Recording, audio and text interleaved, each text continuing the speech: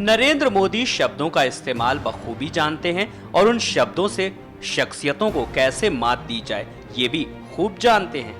इतना ही नहीं, नरेंद्र मोदी किसी भी मौके को अपने मौके के तौर पर इस्तेमाल कर सकते हैं और इन मौकों से विरोधियों को घेर सकते हैं। कांग्रेस नरेंद्र मोदी को हमेशा निशाने पर रखती है। कांग्रेस ही नहीं, सोनिया के दामाद रॉबर्ट वाड्रा तक वार करते रहे हैं नरेंद्र मोदी पर।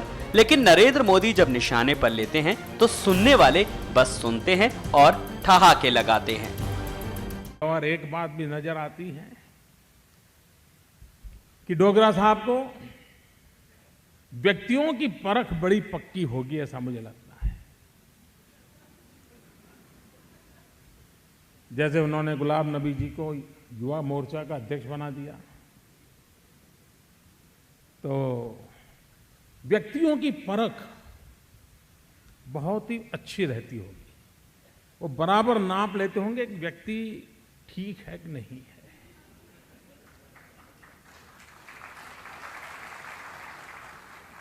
और उसका उदाहरण है उन्होंने जो दामाद चुने हैं।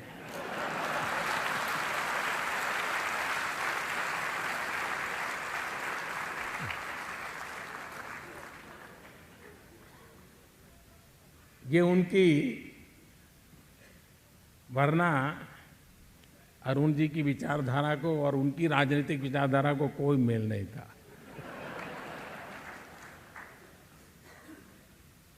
उसके बावजूद भी कुर्सी दे न दे, बेटी तो दी।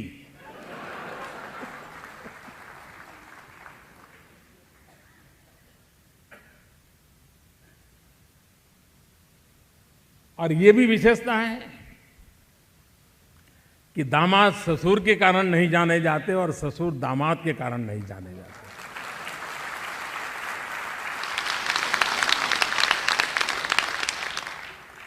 वरना इतने साल के सार्वजनिक जीवन में अरुण जी को कभी तो मन कर गया होगा कि ससुर इतने बड़ी जगह पे बैठे, लेकिन उन्होंने भी अपने आप को दूर रखा और उन्होंने भी इनको दूर रखा।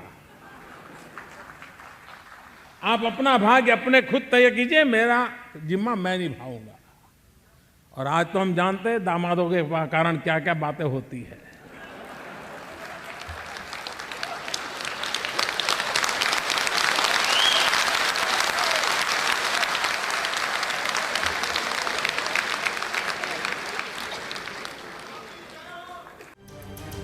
तो सुना आपने कैसे जेटली के बहाने रॉबर्ट वाड्रा पर वार किया जा रहा है।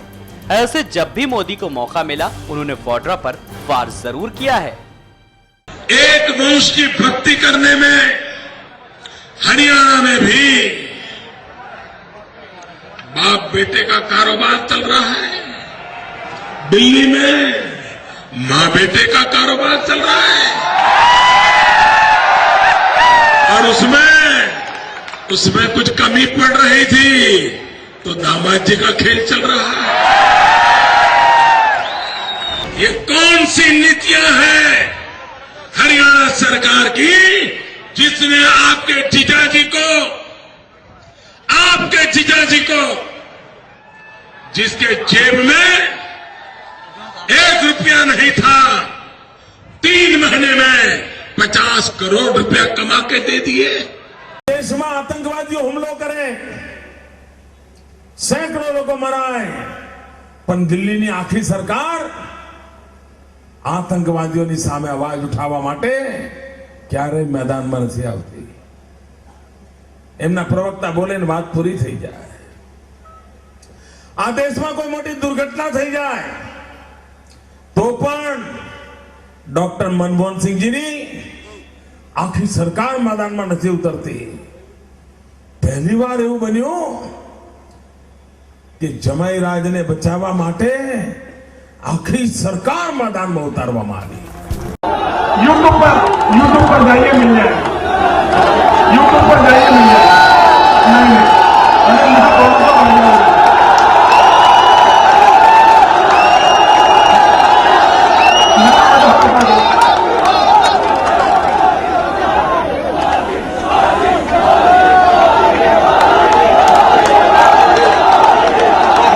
बता देता हूं, मैंने कहा था में श्वेत क्रांति हुई है, पशुपालन, दूध उत्पादन, गुजरात ने इतना काम किया है कि आज हिंदुस्तान के कई इलाके हैं जिसको दूध पिलाने का काम गुजरात करता है। ऐसा मैं बोला, उसको उन्होंने जो भाषण किया है, आप उसको यूट्यूब पर देख लीजिए। मैं बोल नहीं सकता हूं, मुझे हंसी भी आती है, मुझे शर्मिंदगी भी होती है। ऐसा भी कोई नेता होता है क्या? उन्होंने तीसरी बार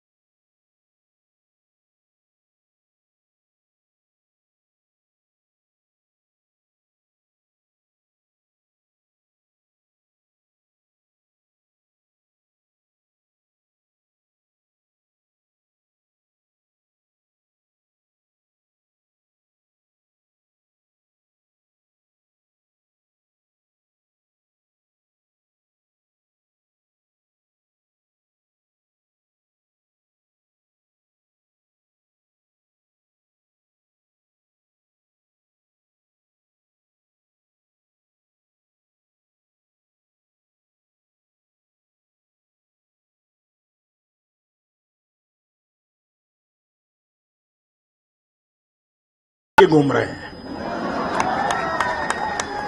और उमा जी ने सही कहा, इलेक्शन कमीशन की कसौटी ये नहीं है कि गुजरात जैसे राज्य में शांति से मतदान हो।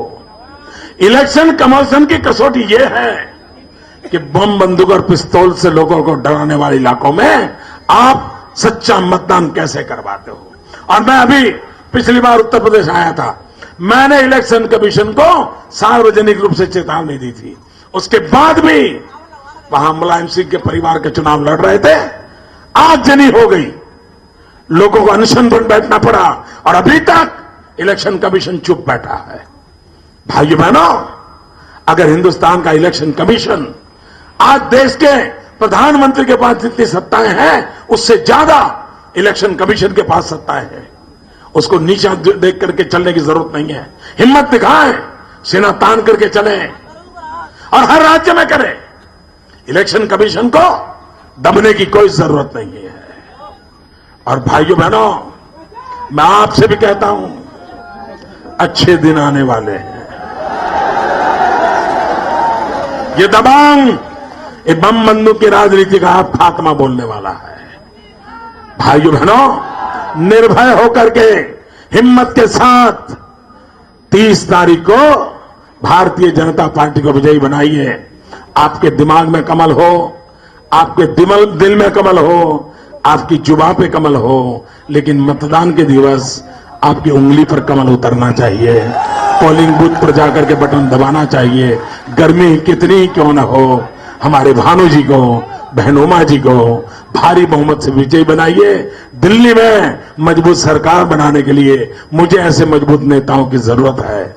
ये आप मुझे भेजिए। झांसी की ताकत दिल्ली में भी दिखनी चाहिए। बहुत बहुत शुभकामनाएं। भारत माता की।